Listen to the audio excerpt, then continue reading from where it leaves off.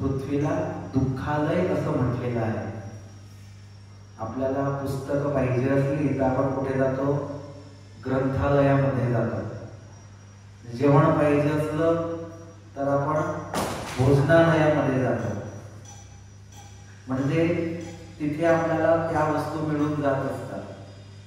तर संस्कृतमध्ये या पृथ्वीला दुःखालय म्हटलं आहे, कारण या पृथ्वीवरती सर्वांना दुःख प्राप्त होत असतं. सुख पण येतं, पण कसं तर उन्हाळ्यामध्ये गरमी होत असली आणि थंडगार वाऱ्याचा झोका येतो, थंडगार वारा थोड्या क्षणांपुरता येतो, त्याप्रमाणे सुख येत असतं. पण या पृथ्वीवरती दुःखच जीवाला प्राप्त होत असतं. पण जर मनुष्याने भगवंताचं भजन केलं, भक्ती केली, तर तो त्या भक्तीने भजनाने सुखी होत असतो. कित्येक वेळी आपण केलेल्या भक्तीच्याच कारणाने आपण जीवनामध्ये हमेशा प्रगती करत असतो. आपल्यासाठी पण काही लोक प्रार्थना करीत असतात. त्या प्रार्थनेच्या कारणाने पण आपल्याला हमेशा आपली चढती होत असते, प्रगती होत असते.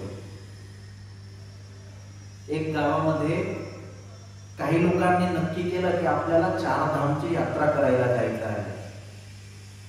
आणि ते लोक गोळा झाले, 50 सारखे लोक. एक सुंदर बस त्यांनी नक्की केली. सर्व लोक त्या बसमध्ये बसून आणि 4 धामची यात्रा करण्यासाठी निघाले. सर्वत्र तीर्थांमध्ये जायचे, आंघोळ दान पुण्य सर्व करीत करीत आणि तीर्थ यात्रा करू लागले. त्यामध्ये हिमालय सारखा पर्वत चढत आहे आणि एकदमच वीज पडू लागल्या, भयंकर आवाज होऊ लागले आणि पाऊस पडू लागला. म्हणजे त्या यात्रिकांनी बस एक बाजूला थांबवून घेतली. आता त्यामध्ये सर्व लोक एवढे घाबरले, भयंकर आवाज होत होता, भयंकर वीज होत होती आणि त्या कारणाने लोक घाबरले आणि बस थांबून गेली होती.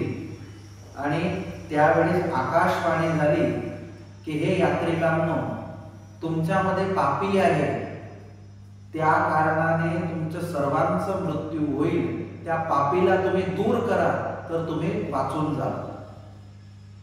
आता सर्व बसमध्ये बसलेल्या लोकांनी ती वाणी ऐकली आणि ऐकता बरोबर सर्व एक दुसऱ्यांकडे बघू लागले की आपल्यामध्ये पापी कोण आहे, पापी कोण आहे, आणि एक दुसऱ्यांवरती बोट दाखवू लागले. आता त्यामध्ये सर्वांनी असं नक्की केलं की एकाच्या कारणाने सर्वांचा मृत्यू होईल. आपण एक काम करूया, समोर जे झाड दिसतंय त्या झाडाला एक नंतर एक हात लावायला जाऊया. जो कोणी पापी असेल त्याच्या डोक्यावर वीज पडेल आणि तो मरून जाईल. सर्वप्रथम एक माणूस उतरला. घाबरत घाबरत, भयंकर वीज होत होत्या, पाऊस पडत होता आणि थरथर कापत कापत आणि तो त्या झाडापर्यंत पोहोचला. झाडाला हात लावला. त्याला असं की आता माझ्यावर वीज पडेलच पडेलच, पण वीज पडली नाही आणि धीरे धीरे बसमध्ये आला, बसमध्ये शिरला आणि त्याला कळून गेलं की मी पापी नाही. नाचू लागला, आनंद झाला की माझ्यावर वीज पडली नाही. एक नंतर एक, एक नंतर एक त्या बस मधले यात्रिक जाऊ लागले, झाडाला हात लावायचे. 49 सारख्या यात्रींनी त्या झाडाला हात लावून ते पुन्हा बसमध्ये वापस फिरले. आता शेवटचा एक माणूस बाकी होता. तर सर्व त्याला दोष देऊ लागले की हाच तो पापी आहे, याच्याच कारणाने आपल्या सर्वांचा मृत्यू येईल. सर्वांनी जबरदस्ती त्या माणसाला पकडलं, धक्कामुक्की त्याला जबरदस्तीने बसच्या बाहेर फेकून दिलं. आणि बसच्या बाहेर फेकला. तो पण घाबरत घाबरत त्या झाडापर्यंत पोहोचला. जसा झाडाला हात लावला आणि हात लावता बरोबरच वीज पडली, पण याच्यावरती नाही, बसवरती वीज पडली. बसमध्ये 49 होते, त्यावरती वीज पडली आणि सर्वचे सर्व मृत्यू पावले. दृष्टांताचा सिद्धांत असा आहे की आपण हमेशा यशाला प्राप्त होत असतो, तर असं नाही समजू की आपल्याच पुरुषार्थाच्या कारणाने हे सर्व काही मिळत आहे. आपल्यासाठी अनेकांनी प्रार्थना केली असते, आपल्यासाठी अनेक लोक हमेशा शुभेच्छा देत राहतात, हमेशा आपला चांगला विचार करीत राहतात, आपल्यासाठी मंदिरात जात राहत असतात, आपल्यासाठी प्रार्थना करीत असतात, आपल्यासाठी मेहनत करीत असतात. त्या सर्वांचा भाग आपल्या यशामध्ये राहिलेला असतो. कित्येक वेळी कोणी पुण्यशाली व्यक्ती आपल्या सोबत असतो, त्या कारणाने पण आपलं कोणी अहित करू शकत नाही. म्हणून हमेशा चांगल्या माणसांची संगती करावी आणि त्या चांगल्या माणसांचे सल्ला पण घ्यावा. ते म्हणतील त्याप्रमाणे जीवन जगण्याचा मनुष्यांनी प्रयत्न करावा. जो हमेशा चांगल्या माणसांचा संगतीमध्ये राहतो तो कधी पण दुर्मार्गावरती जाऊ शकत नाही. म्हणून संत सांगतात हमेशा सज्जनांची संगती करायला पाहिजे. सज्जनांची संगती कशी आहे तर अत्तरासारखी आहे.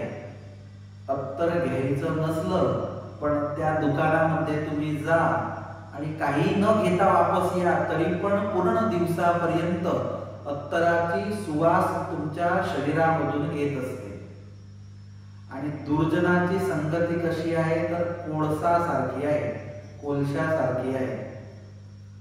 तुम्ही तिथे जा, तिथे तुम्ही हात पण लावू नका, पण जसे तुम्ही बाहेर याल तर पूर्ण शरीर काळशार होऊन जाईल. म्हणून हमेशा संतांची संगती, सज्जनांच्या संगतीमध्ये राहायला पाहिजे. भगवान स्वामीनारायण पण म्हणतात की चांगल्या 2 संतांसोबत आणि 4-5 हरिभक्तांसोबत स्वतःच्या जीवाला जोडून ठेवावं.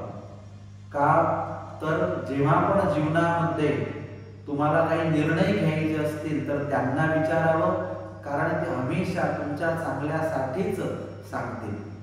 त्यांच्या संगतीमध्ये राहिल्याच्या कारणाने तुमचे विचार पण चांगले राहतील.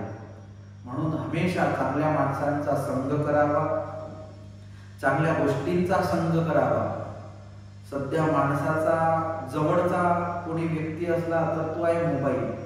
तर मोबाईलमध्ये सर्वच गोष्टी आहेत, पण त्यामध्ये काय बघावं आणि काय बघू नये ते आपल्या हाती आहे.